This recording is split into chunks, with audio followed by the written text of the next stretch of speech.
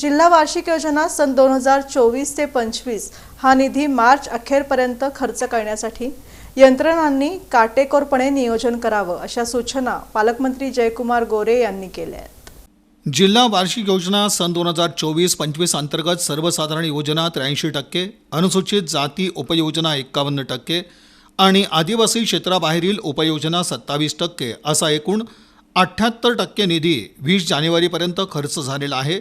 तरी उर्वरित मंजूर निधी मार्च 2025 अखेरपर्यंत खर्च करण्याची जबाबदारी संबंधित विभाग प्रमुखांची असून त्यासाठी काटेकोरपणे नियोजन करावं असे निर्देश ग्रामविकास आणि पंचायत राज मंत्री तथा पालकमंत्री जयकुमार गोरे यांनी दिले।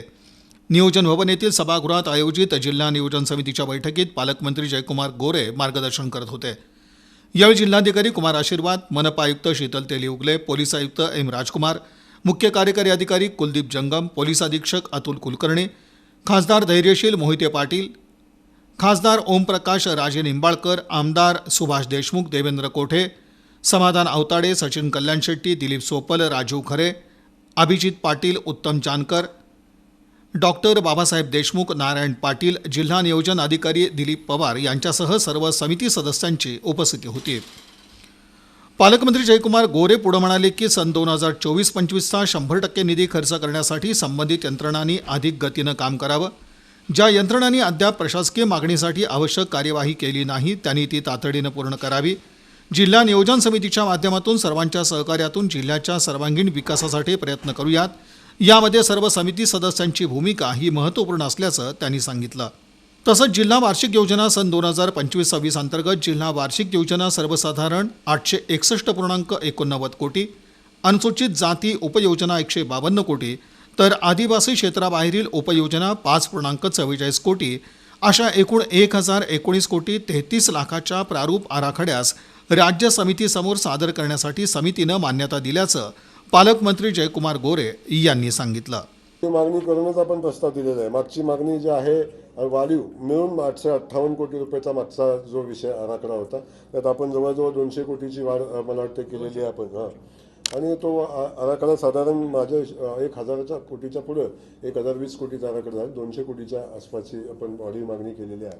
मुळात लाडक्या बहिणींच्या नावानं ही योजना जेव्हा चालते आमच्या लाडक्या बहिणींना मदत होते।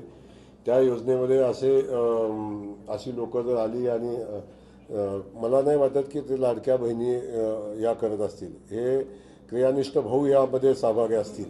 या सगळ्या भावांचा शोध आपण या निमित्तानं घेऊ आणि त्यांच्यावर नक्की कारवाई होईल। मला वाटतं कारवाई झालेली पण आहे आणि असं आढळलं तर नक्की त्याच्यावर कारवाई होईल, गुन्हेही दाखल होतील आणि त्याची वसुली होईल। यावेळी उपस्थित लोकप्रतिनिधींनी जिल्ह्याच्या सर्वांगीण विकासाच्या दृष्टीनं नियोजन समितीमधून निधी मिळणं, जुनी कामं वेळेत मार्गी लावणं, शेतकऱ्यांना पीक विमा मिळणं, पीक कर्जाचा पुरवठा बँकांनी करणं, पाणीपुरवठा योजनेच्या बिलापोटी निधी मिळणं, 15व्या वित्त आयोगाच्या निधी वाटप, कृषी यांत्रिकीकरण, ठिबक अनुदान, नियमित कर्ज पुरवठा करणाऱ्या शेतकऱ्यांना प्रोत्साहनपर अनुदान मिळणं, रोहित्र दुरुस्तीसाठी निधी मिळणं, तीर्थक्षेत्रांना मान्यता देणं, नवबौद्ध घटकाच्या योजनांसाठी निधी उपलब्ध करणं, दुहेरी पाईपलाईनच्या अनुषंगानं त्वरित कारवाई करणं, क्रीडा विभाग आणि आरोग्य विभागात समितीच्या निधीतून प्रस्तावित केलेल्या कामांची चौकशी करणं आदी मागण्या करून या अनुषंगानं त्वरित कार्यवाही करण्याबाबत पालकमंत्री महोदयांनी लक्ष घालण्याची मागणी करण्यात आली।